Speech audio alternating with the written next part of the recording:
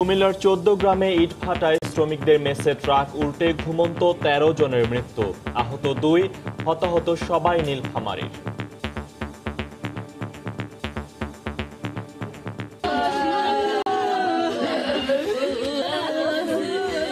Truck এখানে unload করার সময় শ্রমিকরা পাশে সেটে ঘুমাচ্ছিল, ওরা আনলোড করার সময় ট্রাকটা উল্টে যায়। আমাদেরকে যদি তারা নিরাপত্তা দিতে না পারে তাহলে আমরা কিভাবে চলবো? যাদের কারণে আমাদের এই ঘটনা ঘটছে তাদের আমরা বিচার চাই। মালিকদের অনিচ্ছা ও সরকারি তদারকির অভাবেই কর্মক্ষেত্রে নিশ্চিত হয়নি শ্রমিক নিরাপত্তা।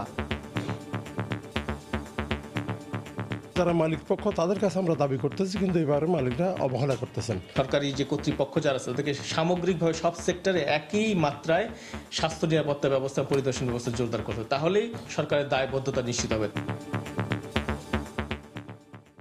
দেখছিলেন প্রধান শিরোনাম। দুপুরের সময় সঙ্গে আছি আমি ফয়সাল মোর্শেদ এবং আমি কামরুজ্জামান মামুন। এবার অন্যান্য শীর্ষ সংবাদ। গত বছর দেশে ৫,৫০০ সড়ক দুর্ঘটনায় ৭,০০০-এর বেশি প্রাণহানি, দিনে গড়ে ২০ জনের মৃত্যু। বেপরোয়া চালনায় প্রধান কারণ, যাত্রী কল্যাণ সমিতির বার্ষিক প্রতিবেদন।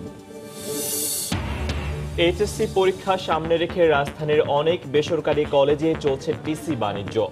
হাতিয়ে নেওয়া হচ্ছে লাখ লাখ টাকা, ব্যবস্থা নেয়ার হুঁশিয়ারি শিক্ষা বোর্ডের। সরকার ও কমিশনে অনাস্থা থেকেই ডিএনসিসি উপনির্বাচনে অংশগ্রহণ নয় বলছে বিএনপি। সিদ্ধান্ত পুনর্বিবেচনা করতে দলটির প্রতি আহ্বান আওয়ামী লীগের। শিগগিরই লাখখানেক রোহিঙ্গাকে ভাষান্তরে পুনর্বাসন, বললেন পররাষ্ট্রমন্ত্রী। জানালেন, নয়াদিল্লিতে পররাষ্ট্রমন্ত্রী পর্যায়ের বৈঠকে আলাপ হবে তিস্তা নিয়ে। এবং সাপ্তাহিক ছুটির দিনে জমজমাট বাণিজ্য মেলা, ক্রেতা দর্শনার্থীদের উপচে পড়া ভিড়, বিদেশি অনেক স্টলে নিম্নমানের পণ্য বিক্রির অভিযোগ, সমস্যা সমাধানের আশ্বাস কর্তৃপক্ষের।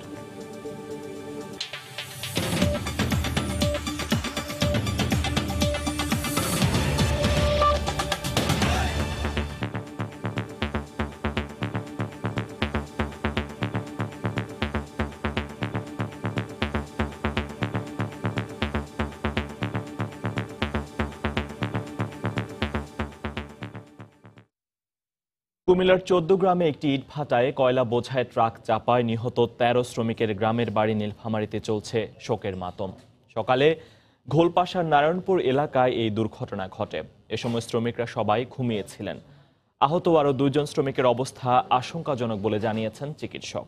নীলফামারী থেকে সাকির হোসেন বাদল, কুমিল্লা প্রতিনিধি বাহার রায়হান এবং রিপোর্টার আতিয়া সজরের তথ্য ছবিতে রিপোর্ট। কুমিল্লার ১৪ গ্রামে কয়লা বোঝাই ট্রাক চাপায় নিহতদের গ্রামের বাড়ি নীলফামারীতে চলছে শোকের মাতম।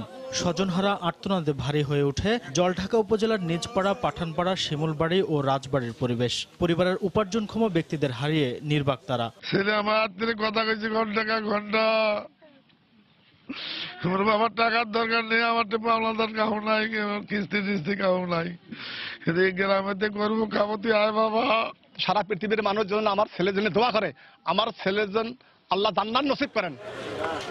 কুমিল্লার ১৪ গ্রামে ঘোলপাশা এলাকায় কাজী অ্যান্ড কুং ইটভাটার বেসে ঘুমিয়েছিলেন ১৮ শ্রমিক। শুক্রবার ভোর ৫:৩০টার দিকে ট্রাক থেকে কয়লা নামানোর সময় সেটি উল্টে মেসের উপর আছড়ে পড়ে। এতে চাপা পড়ে ঘটনাস্থলে মারা যান ঘুমিয়ে থাকা ১২ শ্রমিক। খবর পেয়ে পুলিশ ও ফায়ার সার্ভিস ঘটনাস্থল থেকে গুরুতর আহত ৩ জনকে উদ্ধার করে হাসপাতালে নেওয়া হলে মৃত্যু হয় আরও একজনের। বিকট একটা আওয়াজ শোনা গেছে, চিৎকার শুনিয়ে তখন আমরা তাড়াতাড়ি এদিকে দৌড়ে এসে আসার পরে দেখলাম যে ওই ঘরে ভাঙ্গি কয়লা টয়লায় ইন্ডিমিডি গুরু রয়েছে, তারা আমরা সবাই এসে কয়লা সরাই টানে সিঁড়ি বাইট করছি। আমার হাতে একটা ইট পড়েছে, ঠিক আছে, ইট পড়া আমি টের পাইছি, তারপর আর উড়ে যাচ্ছিলাম, আমার কোমর কিছু ছাপা, আর কিছু জানি না। ৩ জনকে আমরা উদ্ধার করে মেডিকেলে পৌঁছাই। ৩ জনের মধ্যে একজন মারা যায়, তাকে আবার এই মৃত ডেড বডিগুলির সাথেও একজনকে নিয়ে আসে, আর ২ জন এখন মেডিকেলে চিকিৎসাধীন অবস্থায় আছে। আমরা মোট ১৩ জনকে উদ্ধার করি এবং তাদেরকে ডেড বডি ১৩ জন আমরা পাই আর কি। আহতদের ২ জনের অবস্থায় আশঙ্কাজনক বলে জানিয়েছেন চিকিৎসক। ব্রিকপিল থেকে আমাদের এখানে ৩ জন পেশেন্ট ছিল, 3 জনের মধ্যে একজন ছিল বডডেড মানে ওনাকে আমরা মৃত অবস্থায় পেয়েছি, আর 2 জনের অবস্থা আশঙ্কাজনক অবস্থা। আমরা প্রাথমিক চিকিৎসা দিয়ে আমরা উন্নত চিকিৎসার জন্য কুমিল্লা মেডিকেল কলেজ প্রেরণ করছি।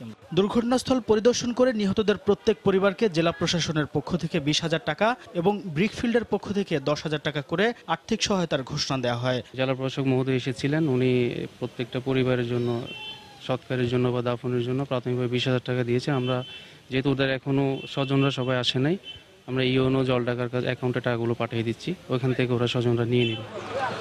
এদিকে দুর্ঘটনা তদন্ত করে দায়ীদের বিরুদ্ধে দ্রুত ব্যবস্থা নেওয়ার প্রতিশ্রুতি দিয়েছে পুলিশ। ট্রাকের যে লোড ক্যাপাসিটি যা ছিল সেই লোড ক্যাপাসিটি এবং ড্রাইভার হেল্পারের কার কতটুকু এখানে দায় আছে এবং এখানকার যারা যে ব্রিকফিল্ডের যে মালিকানা যারা আছে তাদের অংশ থেকে আমরা তাদের বিষয়টা আমরা কথায় দেখবো যে এখানে যারা শ্রমিক যারা আছে তাদের নিরাপত্তার বিষয়টা কতটুকু তারা নিশ্চিত করতে পেরেছিল। ঘটনার পর থেকে ওই ট্রাক চালক ও কাজী অ্যান্ড কোং ইটভাটার মালিক দুজনে পলাতক রয়েছে। সময় সংবাদ, কুমিল্লা। এই মুহূর্তে 14 গ্রামে আছেন সহকর্মী আতিয়া সজল। সরাসরি চলে যাচ্ছি তার কাছে। সজল, আপনি যেমনটি বলছিলেন, সকালে যে এখানকার ইটভাটা শ্রমিকের যে 13 জন শ্রমিক নিহত হয়েছে, কয়লাবাহী যে ট্রাক আছড়ে পড়েছিল তাদের যে ঘরটিতে তারা থাকতো, সেই ঘরটিতে আমার পিছনে দেখতে পাচ্ছেন সেই ঘরটি যেখানে এখনই ট্রাকটি পড়ে আছে। এবং আমরা কিছুক্ষণ আগে চট্টগ্রাম রেঞ্জের যে অতিরিক্ত ডিআইজি রকুনুজ্জামান উনি এই ঘটনাস্থলেই মাত্র এসে পৌঁছেছেন এবং যে ঘটনাটা যেখানে ঘটেছে সেই সড়ক দুর্ঘটনার সেই ঘটনাস্থলটি পরিদর্শন করছেন।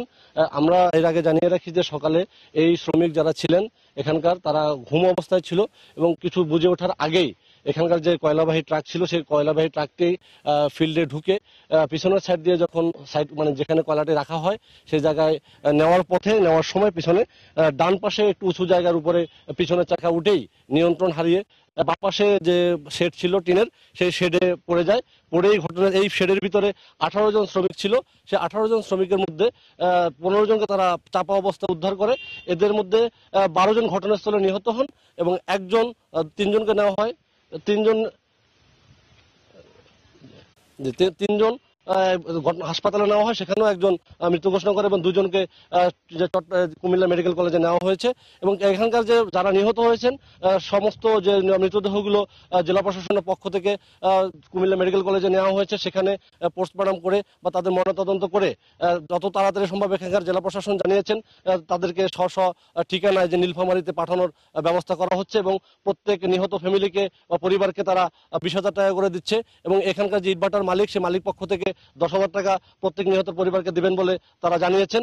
এবং এই সব মৃতদেহ যারা নিহত হয়েছেন তার মধ্যে আমরা যতদূর জানতে পেরেছি 13 জনের মধ্যে 9 জন হিন্দু ধর্মের এবং 4 জন মুসলমান ধর্ম অনুসারী। এবং এইখানকার যে শ্রমিকরা রয়েছেন তারা যেমনটা জানিয়েছেন এখানকার আশেপাশে এই এলাকায় অনেকগুলো ইটভাটা রয়েছে। সেই ইটভাটার যারা শ্রমিকরা যেখানে থাকে সেই শ্রমিকদের থাকার ঘরগুলো অনেকটা অনিরাপদ এবং অস্বাস্থ্যকর এবং খুবই ঘিঞ্জি অবস্থায় এক একটা ঘরে গাদাগাদি করে থাকে। তারা দাবি জানিয়েছেন তাদেরকে যেন নিরাপদ বাসস্থান এবং তাদেরকে এই কাজ করার পরিবেশ সৃষ্টিতে এখানকার প্রশাসন যথাযথ ভূমিকা রাখবে। এবং এই ঘটনায় এখনো কোনো জানার মতো কোনো মামলা হয়নি এবং এখানকার যে ট্রাক চালক ছিল এবং যে সহকারী ছিল তারা ঘটনার পরেই পালিয়ে গিয়েছেন। এখানকার পুলিশ প্রশাসন বলেছেন তাদেরকে ধরার ব্যাপারে এবং আইনানুগ ব্যবস্থা গ্রহণ করার জন্য তারা উদ্যোগ নিচ্ছেন এবং এই ব্যাপারে এখনো কোনো মামলা হয়নি, তবে তারা মামলার যাবতীয় পদক্ষেপ গ্রহণ করবেন বলে এখানকার পুলিশ প্রশাসন জানিয়েছেন। এই ছিল এখানকার থেকে আমার সর্বশেষ। ফয়সাল। ইটভাটায় ট্রাক উল্টে শ্রমিক হতাহতের ঘটনার সবশেষ খবর নিয়ে আমাদের সঙ্গে কুমিল্লার 14 গ্রাম থেকে সরাসরি যুক্ত হয়েছিলেন সহকর্মী আতিয়া সজল। কর্মক্ষেত্রে প্রতি বছরই বাড়ছে শ্রমিক মৃত্যুর হার। উপযুক্ত কর্মপরিবেশ আর আধুনিক নিরাপত্তা সামগ্রীর অভাবেই এ হার ঊর্ধ্বমুখী বলে মনে করে শ্রমিক নিরাপত্তা নিয়ে কর্মরত সংগঠনগুলো। সেজন্য মালিকদের দৃষ্টিভঙ্গি পরিবর্তনের পাশাপাশি সরকারি তদারকির প্রতি গুরুত্ব দিচ্ছেন তারা। এছাড়া শ্রমনীতির পূর্ণাঙ্গ বাস্তবায়ন হলে অনাকাঙ্ক্ষিত মৃত্যু কমবে বলেও আশা তাদের। 2013 সালে রানা প্লাজা ধসে মারা যায় সহস্রাধিক পোশাক শ্রমিক। এরপর কর্মক্ষেত্রে নিরাপত্তা নিয়ে নড়ে চড়ে বসেন মালিক, শ্রমিক ও সংশ্লিষ্টরা। নেওয়া হয় নানা রকম উদ্যোগ। তৈরি পোশাক শিল্প খাতে কাঙ্ক্ষিত সাফল্যের দাবিও এসেছে নানা সময়ে, তবে অন্যান্য খাত অনেকটা অবহেলিতই রয়ে গেছে। শ্রমিকদের নিরাপত্তা বিষয়ক সংগঠন Bangladesh Institute of Labour Studies বিলসের সর্বশেষ প্রতিবেদন বলছে 2017 সালে কর্মক্ষেত্রে মারা গেছে 784 জন শ্রমিক, যা আগের বছরগুলোর তুলনায় অনেক বেশি। শ্রমনীতির লঙ্ঘন, আধুনিক সরঞ্জামাদির অভাবসহ মালিকদের সদিচ্ছার অভাবকেই ঝুঁকিপূর্ণ কর্মক্ষেত্রের জন্য দায়ী করছে বিভিন্ন সংগঠন। সরকারের নজরদারি বাড়ানোর দাবি তাদের। অধিকাংশ শিল্প কারখানায় কর্মক্ষেত্র নিরাপত্তা পাচ্ছি না, যে কারণে শ্রমিক হতাহত হওয়া একটি নিত্য নৈমিত্তিক ব্যাপার। কর্তৃপক্ষ যারা মালিক পক্ষ তাদের কাছে আমরা দাবি করতেছি, কিন্তু এবারে মালিকরা অবহেলা করতেছেন। এগুলো ইচ্ছা করলে এগুলো দমানো যায়, এগুলো কমানো যায়, কিন্তু ইচ্ছাটা হচ্ছে না। আহত শ্রমিকের চিকিৎসা খরচ কিংবা নিহত শ্রমিকের পরিবারকে ক্ষতিপূরণ প্রদানের বেলায়ও আইনের ফাঁক রয়েছে মন্তব্য করে সঠিক শ্রমনীতিমালা ও তার বাস্তবায়নের তাগিদ তাদের। 50 বা তার অধিক যদি শ্রমিক কোনো কারখানায় কাজ করে, তাহলে আইন অনুযায়ী সেখানে একটা সেফটি কমিটি গঠন করতে হবে। কারখানার নিরাপত্তা, মেশিনের যে নিরাপত্তাগুলো, এগুলো দেখার দায় হচ্ছে সেই সেফটি কমিটি। সরকারি যে কর্তৃপক্ষ যারা আছে তাদেরকে সামগ্রিকভাবে সব সেক্টরে একই মাত্রায় স্বাস্থ্য নিরাপত্তা ব্যবস্থা, পরিদর্শন ব্যবস্থা জোরদার করতে হবে, তাহলেই সরকারের দায়বদ্ধতা নিশ্চিত হবে। দুর্ঘটনা কমাতে শ্রমিকদের যথাযথ প্রশিক্ষণের ব্যবস্থা করা সহ আধুনিক নিরাপত্তা সামগ্রী নিশ্চিত করার দিকেও গুরুত্ব দিচ্ছেন সংশ্লিষ্টরা। নাজমুস সালিহি, সময় সংবাদ, ঢাকা। গত বছর সারা দেশে 5,500-এরও বেশি সড়ক দুর্ঘটনায় নিহত হয়েছেন 7,221 জন। আহত হয়েছেন 15,000-এরও বেশি মানুষ। সকালে জাতীয় প্রেস ক্লাবে সড়ক দুর্ঘটনার বার্ষিক প্রতিবেদন প্রকাশ করে যাত্রী কল্যাণ সমিতি। এতে দেখা যায় গাড়ি চাপা নিহতের সংখ্যাই সবচেয়ে বেশি, আর সড়ক দুর্ঘটনায় মৃত্যুর প্রধান কারণ হিসেবে দায়ী করা হয়েছে বেপরোয়া চালনাকেই। 2018 সালে সারা দেশে সড়ক দুর্ঘটনার পরিসংখ্যানে দেখা যায় প্রতি মাসে গড়ে 450-এর বেশি সড়ক দুর্ঘটনা ঘটেছে, যার 41% বেশি ঘটে গাড়ি চাপায় এবং 29.72% বেপরোয়া গাড়ি চালনা ও মুখোমুখি সংঘর্ষে। যাত্রী কল্যাণ সমিতির বার্ষিক প্রতিবেদন অনুযায়ী গত বছরের মোটা দাগে সড়ক দুর্ঘটনার কবলে পড়েছেন 1252 জন চালক ও শ্রমিক, 880 জন শিক্ষার্থী, 787 জন নারী, 487 জন শিশু, 231 জন আইন শৃঙ্খলা রক্ষাকারী বাহিনীর সদস্য এবং 106 জন শিক্ষক। এছাড়া বিভিন্ন পেশাজীবী আরো 270 জন দুর্ঘটনার কবলে পড়েন। এবারে সড়ক দুর্ঘটনা পর্যবেক্ষণে আমাদের যে সমস্ত কারণগুলো উঠে এসেছে, আমরা দেখেছি বেপরোয়া গতিতে গাড়ি চালানো, বিপজ্জনক ওভারটেকিং, রাস্তাঘাটের নির্মাণ ত্রুটি, ফিটনেসবিহীন যানবাহন, যাত্রী ও পথচারীদের অসতর্কতা, চালকের অদক্ষতা, চলন্ত অবস্থায় মোবাইল ও হেডফোনের ব্যবহার। জাতীয় প্রেস ক্লাবে আয়োজিত সংবাদ সম্মেলনে গণপরিবহন বাড়ানোর তাগিদ দেয় যাত্রী কল্যাণ সমিতি। এছাড়া দুর্ঘটনা অনুসন্ধানের বিষয়ে আইনে উল্লেখ থাকা প্রয়োজন বলেও মনে করেন তারা। সুষ্ঠু প্রবৃদ্ধি যদি আপনি করতে চান, কারণ এখন বাংলাদেশে অনেক সড়ক হয়েছে কিন্তু চলার গতি কমে যাচ্ছে। সড়ক আপনি কত কিলোমিটার আমরা যোগ করেছি, কিন্তু ঘন্টায় একটা গাড়ির গতি এখন মানুষ পায়ে চলার গতি সমান হয়ে গেছে, 6 কিলোমিটার পার আওয়ার। যে অ্যাক্সিডেন্টের ফলে অ্যাক্সিডেন্ট ইনভেস্টিগেশন, অনুসন্ধান নিয়ে আলাদা করে কোনো নজর নাই আইনে। আমাদের 83 সনের যে অধ্যাদেশ ছিল, সেই অধ্যাদেশে যে সমস্ত সুযোগ সুবিধা বা প্রোটেকশনের জায়গাটা ছিল, নতুন আইনে অনেক ক্ষেত্রে আসলে সেগুলো উল্টো তুলে দেওয়া হয়েছে।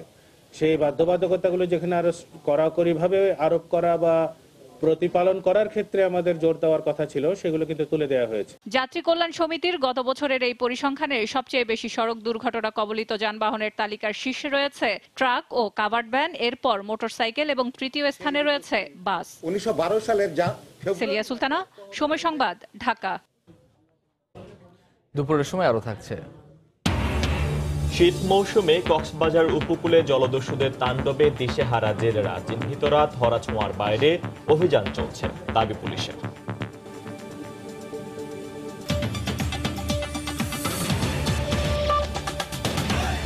আজ জাতির উদ্দেশ্যে ভাষণ দেবেন প্রধানমন্ত্রী শেখ হাসিনা। সন্ধ্যা 7:30টায় এই ভাষণ বেতার ও টেলিভিশনে সম্প্রচার করা হবে। প্রধানমন্ত্রীর কার্যালয় সূত্রে জানা গেছে, টানা তৃতীয় মেয়াদের সরকার গঠন করার পর একাদশ জাতীয় সংসদের অধিবেশন শুরুর আগেই জাতির উদ্দেশ্যে ভাষণ দেবেন প্রধানমন্ত্রী। এর আগে টানা তৃতীয়বার ও সব মিলে চতুর্থবার প্রধানমন্ত্রী হিসেবে গেল 7 জানুয়ারি শপথ নেন শেখ হাসিনা, আর 3 জানুয়ারি শপথ গ্রহণ করেন জাতীয় সংসদের নবনির্বাচিত সদস্যরা। আগামী 30 জানুয়ারি নতুন সংসদের প্রথম অধিবেশন বসবে।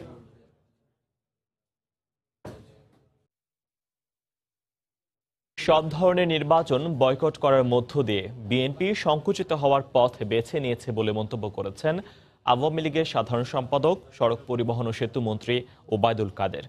দুপুরে গাজীপুরের কোনাবাড়ি এলাকায় ফ্লাইওভার নির্মাণ কাজ পরিদর্শন শেষে সাংবাদিকদের কথা বলেন তিনি। সিদ্ধান্ত পুনর্বিবেচনা করে বিএনপিকে উপজেলা নির্বাচনে অংশ নেওয়ার আহ্বান জানান ওবায়দুল কাদের।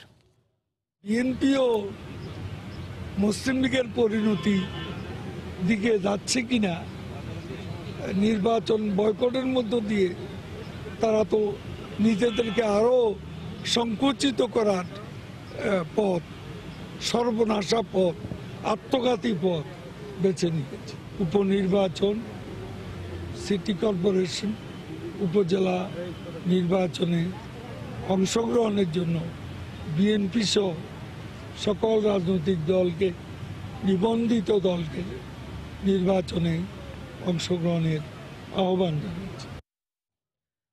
নির্বাচনে অংশগ্রহণ যে কোনো দলের নিজস্ব বিষয়ে মন্তব্য করে আওয়ামী লীগের প্রচার ও প্রকাশনা সম্পাদক ও তথ্যমন্ত্রী ডক্টর হাসান মাহমুদ বলেছেন, বিএনপি না এলেও থেমে থাকবে না কোনো নির্বাচন। সকালে রাজধানীর ধানমন্ডিতে আওয়ামী লীগ সভাপতির রাজনৈতিক কার্যালয়ে দলের প্রচার উপকমিটির সভা শেষে একথা বলেন তিনি। এ সময় প্রধানমন্ত্রীর রাজনৈতিক উপদেষ্টা এইচ.টি. ইমাম বলেন, সংলাপে অংশ নেওয়া দলগুলোকে প্রধানমন্ত্রী শিগগিরই চায়ের আমন্ত্রণ জানাতে পারেন। আগামী উপজেলা নির্বাচনেও যদি তারা অংশগ্রহণ না করে, তাহলে সেটি 5 জানুয়ারি 2014 সালের নির্বাচনে অংশগ্রহণ না করার আত্মহননের মতো সিদ্ধান্তের মতো একটি সিদ্ধান্ত হবে। সুতরাং উপজেলা নির্বাচনেও যদি তারা না যায়, তাদের জন্য নির্বাচন থেমে থাকবে না। বিএনপি দলগতভাবে নির্বাচনে না গেলেও আমরা মনে করি বিএনপির নেতারা, অনেক নেতাই নির্বাচনে অংশগ্রহণ করবে। দেশে আরও অনেক দল আছে, বিএনপি তো একটু কোণঠাসা হয়ে গেছে এবং তাদের বাইরেও অনেকেই হবে, হয়তো অন্য দলের প্রতীক নিয়েও আসতে পারেন। আমার মনে হয় যথেষ্ট প্রতিদ্বন্দ্বিতামূলক হবে। চায়ে আমন্ত্রণ করা এক কথা, আর আলোচনা সম্পূর্ণ ভিন্ন বিষয়। আলোচনার কথা আমি কখনোই বলিনি। তারা চায়ে আমন্ত্রিত হতে পারেন, নেত্রী হয়তো শিগগিরই সেরকম করবেন। এটি নিতান্তই সৌজন্যমূলক।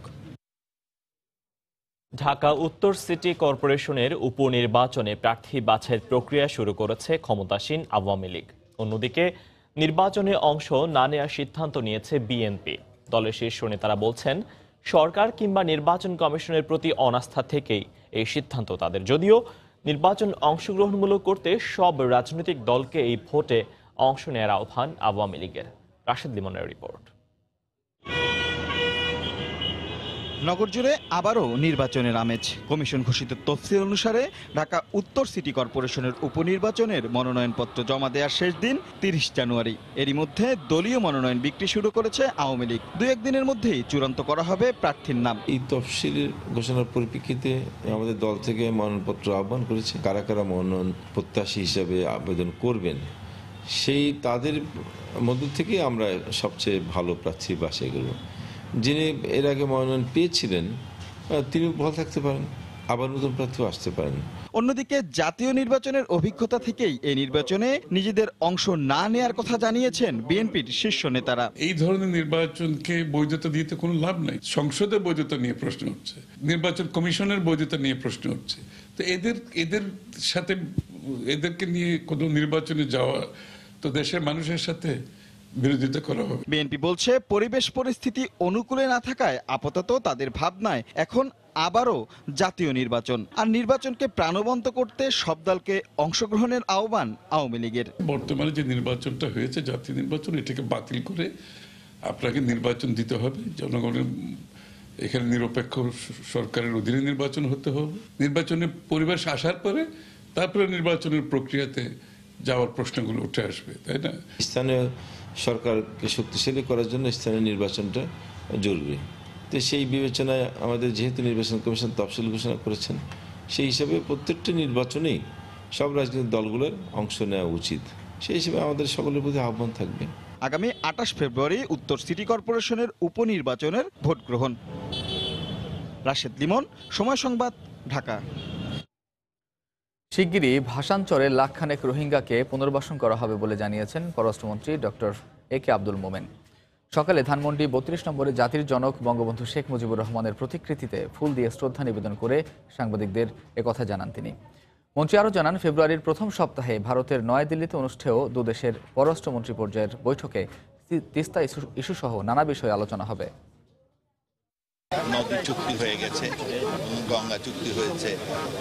আমরা আশা করব আগামীতে আমাদের অন্য যত ধরনের আউটস্ট্যান্ডিং ইস্যুজ আছে সবই আলোচনার মাধ্যমে বন্ধুত্বের এই কারণে আমাদের সবগুলোই সমাধান।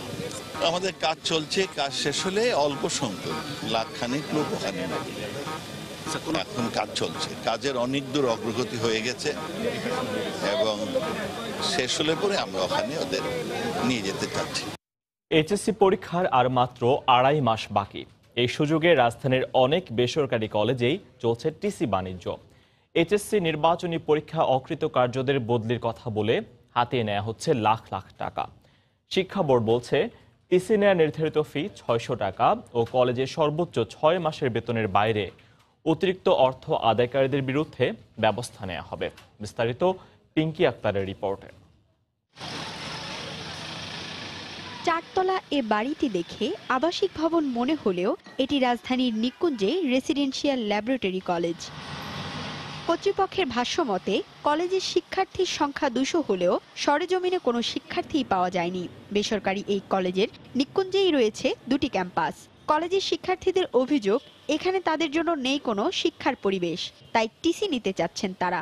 তবে টিসি দিতে কলেজ দাবি করছে লাখেরও বেশি টাকা। টিসি আবেদন করার পর তারা আমাকে টিসি দিতেছে না। টিসি নিতে চাচ্ছে এখন আমাদের কাছে 1,26,000 টাকা যাচ্ছে। টিসির বিষয়ে টাকার অঙ্ক প্রথমে এড়িয়ে যাবার চেষ্টা করলেও পরে ক্যালকুলেটর হিসেব করে 84,000 টাকার হিসাব দেখান কলেজ কর্তৃপক্ষ। টিসি নিতে হলে আপনার কলেজের জন্য হচ্ছে 21,000 টাকা টিউশন ফি, আর হোস্টেলের জন্য হচ্ছে 63,000 টাকা, ইন টোটাল হচ্ছে 84,000 টাকা। এদিকে রাজধানীর বিসিআইসি স্কুল অ্যান্ড কলেজে এইচএসসি নির্বাচনী পরীক্ষায় অকৃতকার্য প্রায় 35 জন শিক্ষার্থী টিসি ফরওয়ার্ড করা হয় মিরপুরের ইউনিভার্স কলেজে। শিক্ষার্থীদের অভিযোগ প্রতিষ্ঠানটি প্রতি শিক্ষার্থীর কাছ থেকে এইচএসসি বোর্ড পরীক্ষায় ফর্ম ফিল আপের জন্য চাইছে 30,000 টাকা করে। এক সাবজেক্টে ফেল হওয়ার কারণে আমরা সবাই বিসিআইসি কলেজ থেকে টিসি নিয়ে ইউনিভার্সাল কলেজে আসছি। বিসিআইসি কলেজে আমি টেস্ট পরীক্ষা দেওয়ার পর 2 বিষয় ফেল গেছিল, তারপরে এই কলেজে আমরা সবাই আসছি। আসার পর স্যার বলছে তোমাদের এরকম হ্যাঁ দেওয়া যাবে, সিট আছে, তবে মোট টোটাল 30,000 টাকা, মানে আনুমানিক আর কি। এখানেও কলেজ কর্তৃপক্ষ হিসাব নিয়ে দেখান নানা অজুহাত। অবশেষে হিসাব কষে 19,000 টাকা খরচ দেখাতে সক্ষম হন তিনি। অ্যাডমিশন ফিস হচ্ছে আপনার 10,300 টাকা, 1200 টাকা করে 6 মাসের বেতন। ঢাকা শিক্ষা বোর্ডের কলেজ পরিদর্শক এই টিসি বাণিজ্য বন্ধ করতে অভিযুক্ত প্রতিষ্ঠানের বিরুদ্ধে ব্যবস্থা নেওয়ার কথা বলেন। বোর্ডের যে নীতিমালা সেখানে টিসি বাবদ 600 টাকা নির্ধারিত। যদি কেউ অবজেকশন দেয় যে না পাস করে নাই, তারপরও কেন দিল, সেই ক্ষেত্রে আমরা দেখব। আমরা এই ব্যাপারে কোনো ছাড় দিব না। দেশে দিন দিন বাড়ছে শিক্ষার হার, সেই সাথে গড়ে উঠছে নতুন নতুন শিক্ষা প্রতিষ্ঠানও, যাদের অধিকাংশেরই নেই শিক্ষার পরিবেশ। এ ধরনের প্রতিষ্ঠানের যখন মুখ্য উদ্দেশ্য শিক্ষা সেবা না হয়ে ব্যবসা হয়, তখন তা শিক্ষার গুণগত মানকে প্রশ্নবিদ্ধ করে। পিঙ্কি আক্তার, সমসংবাদ, ঢাকা। কক্সবাজার উপকূলে বেপরোয়া হয়ে উঠেছে জলদস্যুরা। এতে শীত মৌসুমে সাগরে মাছ ধরতে যেতে না পেরে দিশেহারা জেলেরা। জলদস্যু বাহিনীর কিছু সদস্য আত্মসমর্পণ করলেও চিহ্নিতরা এখনও ধরাছোঁয়ার বাইরে। তবে জেলা পুলিশের দাবি জলদস্যুদের বিরুদ্ধে অভিযান চলছে। সুজয়দুল রুবেলের তথ্য, মোহাম্মদ ফরাজের ছবি নিয়ে রিপোর্ট। বঙ্গোপসাগরের ট্রলারে মাছ শিকার করে জীবিকা নির্বাহ করে কক্সবাজারের জেলেরা। কিন্তু বঙ্গোপসাগর এখন জেলেদের জন্য আতঙ্ক। তাই সাগরে মাছ শিকারে না গিয়ে কক্সবাজারের বাঁশখালী নদীর মোহনায় নোঙর করা ট্রলারে বসে সময় কাটাচ্ছেন তারা। জেলেদের অভিযোগ, শীত মৌসুমে বঙ্গোপসাগরের কক্সবাজার উপকূলে বেপরোয়া হয়ে উঠেছে জলদস্যুরা। প্রতিদিনই জলদস্যুরা তাদের মারধর করে জাল ও মাছ লুট করে নিয়ে যাচ্ছে। সেই সাথে অনেক জেলেকে অপহরণ করেও মুক্তিপণ আদায় করছে। জলদস্যুরা মাছ নিয়ে যায়, মারধর করে, এই সমস্ত আছে। বড় ট্রলার আমাদের মতো ছোট ট্রলার দ্বারা ভিড়গা ওই লাডি দা কুড়ে লইয়ে মাইরকে ধরে ওরা আর কি মাছ পোনা উঠে নিয়ে যায়। 4টা ট্রলার এই 4 দিন আগে ধরে নিছে। এর ভিতরে 2টা বোট সহ মাঝিসহ নিয়ে গেছে, 2টা ছেড়ে দিছে। আমরা সরকারের কাছে চাই যে ছোটখাটো যে জলদস্যু আছে তাদের বিরুদ্ধে সরকার আইনত ব্যবস্থা নেবে। কক্সবাজারের পেকুয়া, কুতুবদিয়া ও সদরের চিহ্নিত জলদস্যুরা এখনো ধরা ছোঁয়ার বাইরে থাকায় সাগরের জলদস্যুতা বন্ধ হচ্ছে না বলে দাবি জেলা ফিশিং বোট মালিক সমিতির নেতার। যে চিহ্নিত জলদস্যুরা আছে এরা কোনো আত্মসমর্পণ করে নাই। এদের মধ্যে খুব নগণ্য কয়েকজন করলেও এরা ছোটখাটো জলদস্যু, বড় জলদস্যু এখনো কেউ আত্মসমর্পণ করে নাই। তবে জেলা পুলিশের এ শীর্ষ কর্মকর্তা জানালেন, জলদস্যুদের ধরতে পুলিশের অভিযান অব্যাহত রয়েছে। আমরা যখন উপকূলে তাদের বিষয়ে তথ্য পাই, আমরা চেষ্টা করি তাদের বিরুদ্ধে ব্যবস্থা নেওয়ার জন্য। আমরা আপনার কিছুদিন আগেও এরকম একটা গ্রুপের সন্ধান পেয়েছিলাম এবং তাদেরকে আমরা আইডেন্টিফাই করে তাদেরকে চট্টগ্রামের বাঁশখালী, তারপর আপনার পেকুয়া থেকে আমরা তাদেরকে অ্যারেস্ট করেছি। জেলা ফিশিং বোট মালিক সমিতির দেয়া তথ্য মতে গত 2 মাসে বঙ্গোপসাগরের কক্সবাজার উপকূলে 2 শতাধিক ছোট বড় মাছ ধরার ট্রলার জলদস্যুতার শিকার হয়েছে। সময় সংবাদ, কক্সবাজার। দেখছেন দুপুরের সময়। আরএফএল এর রেইনবো পেইন্টস, জাদুই জানে। রেইনবো পেইন্টস, ছড়াও জীবনের রং। পর্যটকদের পদচারণায় মুখর পর্যটন শহর কক্সবাজার। সাপ্তাহিক ছুটির দিনে সমুদ্র সৈকতে ভিড় করছেন হাজারো পর্যটক। উচ্ছ্বাস আর আনন্দে সাগরের নীল জলরাশিতে ভাসছেন সবাই, আর তাদের নিরাপত্তা দিতে নিয়োজিত রয়েছে টুরিস্ট পুলিশ। কক্সবাজার থেকে আরো জানাচ্ছেন সুজাউদ্দিন রুবেল। শীতের ছুটি কাটাতে বিশ্বের দীর্ঘতম সমুদ্র সৈকতে ভিড় করেছে পর্যটকরা। শীতের সকালে সৈকতে একটু পর্যটক কম থাকলেও বেলা বাড়ার সাথে সাথে পর্যটন নগরীর সবকটি পয়েন্টে পর্যটকের উপচে পড়া ভিড়। নগর জীবনের যান্ত্রিকতা থেকে একটু দূরে নীল সাগরের জলরাশিতে আনন্দ আর উচ্ছ্বাসে মেতেছে বিভিন্ন প্রান্ত থেকে ছুটে আসা পর্যটকরা। তাই তো আনন্দঘন প্রতিটি মুহূর্ত ক্যামেরার ফ্রেমে বন্দি করতে ব্যস্ত সময় পার করছেন অনেকেই। সারাদিন অফিস বাসা করতে করতে আমরা আসলে খুব ফেড আপ। এই শীতের মৌসুমে এই কারণে ফ্রেন্ডদের নিয়ে আর কি ঘুরতে আসা। ক্লাস অনেক বিজি থাকি, তো সেটার মধ্যে উইকেন্ডে আসছি। আর কক্সবাজার আমার এমনিতে অনেক পছন্দের একটা জায়গা, অনেক বেশি ভালো লাগে। সব মন খারাপ মনে হয় এখানে পানিতে ভাসা দিয়ে চলে যাচ্ছি। শীতের সময় ভালো লাগে ঘুরতে, এবং বছরের শুরু, এই সময় ঘুরতেও অনেক ভালো লাগে, সবাই ছুটি থাকে। আর সাপ্তাহিক ছুটির দিনগুলোতে বিপুল সংখ্যক পর্যটকের আগমন ঘটায় তাদের সামাল দিতে হিমশিম খেতে হচ্ছে হোটেল কর্তৃপক্ষকে। আমরা আসলে খুবই উৎফুল্ল, এবং আমাদের যেসব হোটেলগুলি আছে তারাও কিন্তু এই ব্যবসার পজিটিভ সেন্সের কারণে তারাও কিন্তু আনন্দিত। সৈকতের সব পয়েন্টে এবং পর্যটন স্পটগুলোতে বিশেষ নিরাপত্তা ব্যবস্থা গ্রহণ করেছে টুরিস্ট পুলিশ। 6টা পয়েন্টে আমাদের পুলিশ নিরাপত্তা নিয়োজিত আছে এবং আমরা 24 ঘন্টায় নিরাপত্তা দিয়ে থাকি। প্রতি বছর পর্যটন মৌসুমে 15 লাখের অধিক পর্যটকের আগমন ঘটে পর্যটন নগরী কক্সবাজারে। সুজাউদ্দিন রুবেল, সময় সংবাদ, কক্সবাজার। সাপ্তাহিক ছুটির দিনে ক্রেতা দর্শনার্থীদের ভিড়ে জমজমাট ঢাকা আন্তর্জাতিক বাণিজ্য মেলা।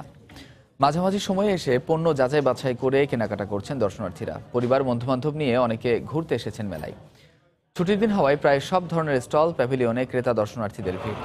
বরাবরের মতো গৃহস্থলী পণ্যের স্টল প্যাভিলিয়নে ক্রেতা দর্শনার্থীদের ভিড় সবচেয়ে বেশি। মেলায় অত্যাধুনিক ইলেকট্রনিক্স পণ্য নিয়ে স্টল সাজিয়েছে ইলেকট্রোমার্ট। মেলায় যেসব স্টল প্যাভিলিয়নে মূল্য ছাড় ও অফার চলছে, সেসব স্টলে ক্রেতা সমাগম তুলনামূলক বেশি।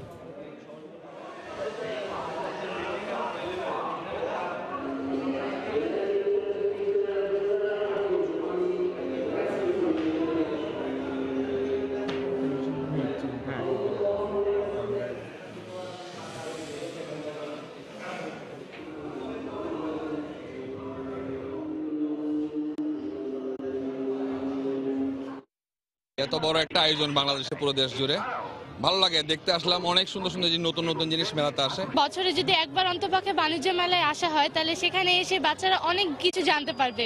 বিভিন্ন দেশ সম্পর্কে, কোন দেশে কি কি প্রচলিত জিনিসপত্র আছে। আমাদের একটা স্লোগান ছিল, সেটা হলো কনকার সাধ্যের মধ্যে সুখ, সবটুকু সুখ। আমরা চেষ্টা করতেছি কাস্টমারকে দোরগোড়ায় পৌঁছে দেওয়ার জন্য আমাদের সেবাগুলো। পুরো প্যাভিলিয়নে বেচা ইনশাল্লাহ গত বছরের তুলনায় অনেক ভালো, এবং এখন তো মোটামুটি মেলা জমেই আসছে। জমির সর্বোত্তম ব্যবহার ও জনস্বাস্থ্য রক্ষায় কৃষিতে পরিবেশ বান্ধব প্রযুক্তি ব্যবহার ক্রমেই বাড়ছে। আন্তর্জাতিক পর্যায়ে পরিচিতি পাচ্ছে দেশীয় এসব প্রযুক্তি। রাজধানী খামারবাড়িতে সবজি মেলায় আসা দর্শনার্থীরা বলছেন, সরকারি বেসরকারি উদ্যোগে নিরাপদ এসব প্রযুক্তি পৌঁছাতে হবে প্রান্তিক পর্যায়ে। তবে এজন্য সরকারের আর্থিক পৃষ্ঠপোষকতা চান বেসরকারি উদ্যোক্তারা।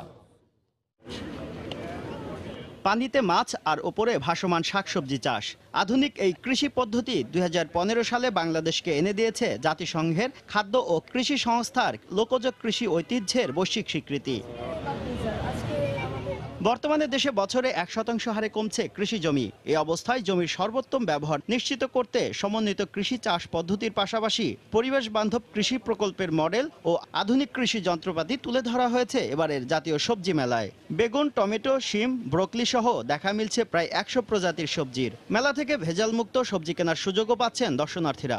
যদিও আমার সবজি পছন্দ না, তাও আমি অনেক সবজি দেখেছি, পছন্দ হয়েছে। আজকে বাবার সাথে এসেছি, সবকিছু তাজা ফলমূল দেখতে পাচ্ছি এবং এখানে আরেকটা সুবিধা আছে যে ফরমালিন মুক্ত জিনিসপত্র ডিসপ্লে করেছে এবং পাশাপাশি ওনারা বিক্রির ব্যবস্থা রেখেছে। লেমন গ্রাস, সুইট কর্ন সেগুলো কিনেছি, দাম খুবই মোটামুটি রিজনেবল। এবারই প্রথম দুর্গম চরাঞ্চলে কৃষকের উৎপাদিত সবজি সংরক্ষণের জন্য মেলায় সৌরবিদ্যুৎ চালিত সবজি হিমাগার নিয়ে এসেছে একটি বেসরকারি প্রতিষ্ঠান, যেখানে 15 থেকে 20 দিন পর্যন্ত সবজি রাখা যাবে। এছাড়া উপকূলীয় লবণাক্ত এলাকায় চাষ উপযোগী উন্নত জাতের ধান, সরিষা ও বাদাম বীজ নিয়ে এসেছে বাংলাদেশ পরমাণু কৃষি গবেষণা ইনস্টিটিউট। লবণাক্ত এলাকা, সেই এলাকার জন্য আমরা ধানের 2টি জাত উদ্ভাবন করেছি, বিনা ধান 8 এবং বিনা ধান 10। ভালো ফলন দিচ্ছে। আমাদের এই মুহূর্তে 3টা কোল্ড স্টোরেজ আমরা নিজেরা চালাই, যেটা আমাদের যেসব কৃষক ক্লায়েন্ট আছে তারা এটা ভাড়া নেয়। তো এটার কস্ট পড়বে প্রায় 20 থেকে 25 লাখ। 3 দিনব্যাপী এবারের সবজি মেলা শেষ হবে শনিবার। শুভ খান, সময় সংবাদ, ঢাকা। এবার ঢাকাবাসীর জন্য অন্যরকম এক আয়োজনের খবর। কুয়াশা ভেজা শীতের সকালে খেজুরের রসের স্বাদ নেওয়ার সুযোগ মেলে না ইটকাঠের এই মহানগরীতে। তবে আজকের সকাল সে সুযোগ বয়ে এনেছিল নগরবাসীর জন্য। ঢাকা বিশ্ববিদ্যালয়ের চারুকলায় ছুটির সকালে এমনই এক আয়োজন উপভোগ করেন অনেকেই। বিস্তারিত রাশেদ বাপ্পির রিপোর্টে, ক্যামেরায় ছিলেন ওমর ফারুক। পূবাকাশে সূর্য উঁকি দিলেও গাছের পাতারা তখনও মাঘের কুয়াশা মুড়িয়ে শীত ঘুমে। কাঁধে মাটির হাড়ি আর চোখে মুখে রাজ্যের ব্যস্ততা। সূর্যের সঙ্গে পাল্লা দিয়ে ছুটে চলেছেন গাছি। যত দ্রুত সম্ভব পৌঁছাতে হবে নির্দিষ্ট গন্তব্যে। শুক্রবার সকালে ঢাকা বিশ্ববিদ্যালয়ের চারুকলার বকুলতলায় দেখা মিলল এমন গ্রামীণ ঐতিহ্যের। লোক গবেষণাধর্মী সংগঠন রঙে ভরা বঙ্গের উদ্যোগে অষ্টম রস উৎসবে পরিবারের সদস্যদের নিয়ে ছুটে আসেন নগরবাসী। মাটির গ্লাসে রস আর শুকনো পাতার বাটিতে খেজুরের গুড়, খই আর মুড়ি খেতে খেতে গাল গল্পে মেতে ওঠেন অনেকেই। পুরো বছর আমরা আসলে অপেক্ষায় থাকি যে কখন রস উৎসব হবে। দীর্ঘ টাইম ঢাকাতে থাকার কারণে হয়তো এলাকায় যাওয়া হয় না। রাজধানীতে রস খাওয়ার পর খুব বেশি ভালো লেগেছে। গ্রাম বাংলার চিরায়ত এই দৃশ্য অভিভাবকদের কাছে যতটা চেনা, ঠিক ততটাই অচেনা শহুরে প্রজন্মের প্রতিনিধিদের কাছে। আমরা তো কোল্ড ড্রিঙ্কস খেয়ে অভ্যস্ত, কিন্তু এর আগে কখনো খেজুরের রস খাইনি। আজকে খেয়েছি, খেজুর রস তো অনেক বেশি ভালো।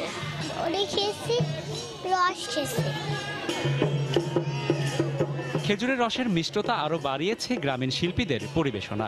ঐতিহাসিক মনসা মঙ্গলের বেহুলার ভাসান অংশটুকু পরিবেশন করেন টাঙ্গাইলের অর্জুনার খোকা মণ্ডলের নাচারের দল।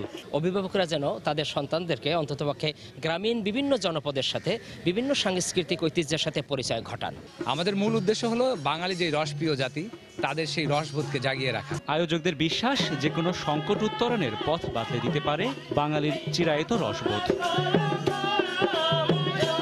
বকুলতলার এই আয়োজন কিছু সময়ের জন্য হলেও শহুরে জীবনে এনে দিয়েছে গ্রামীণ প্রশান্তি। সেদিন হয়তো খুব বেশি দূরে নয় যেদিন নাগরিক মন আর আটকে থাকবে না ব্যস্ততার অজুহাতে। মানুষ খুঁজে নেবে তার শেকড়, ইতিহাস আর ঐতিহ্য। রাশেদ বাপ্পি, সময় সংবাদ, ঢাকা। দুপুরের সময়ের শীর্ষ সংবাদগুলো জানিয়ে দিচ্ছি আরেকবার।